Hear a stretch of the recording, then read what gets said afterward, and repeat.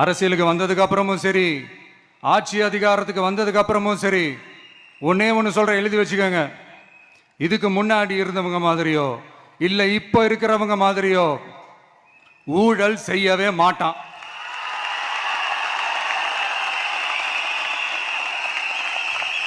ஒரு பைசா தொட மாட்டான். எனக்கு அது அவசியமே இல்லை. புரிஞ்சுங்களா உங்களுக்கு? எனக்கு அதை தொட வேண்டிய அவசியமே இல்லை.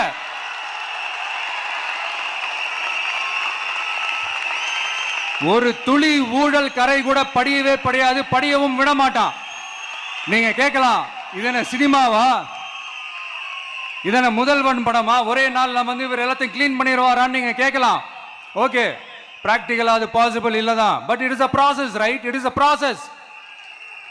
இப்படி எதுக்குமே ஆசைப்படாத ஒருத்தன் அரசியலுக்கு வரான் அப்படின்னா, அவன் கண்ணு முன்னாடி ஏதாவது ஒரு தப்பு நடக்குது அப்படின்னா, அவன் கண்ணு முன்னாடி ஏதாவது இந்த மாதிரி ஒரு ஊழல் நடக்குது அப்படின்னா, அதை பார்த்துக்கிட்டு அவன் சும்மா இருப்பான்னு நினைக்கிறீங்க?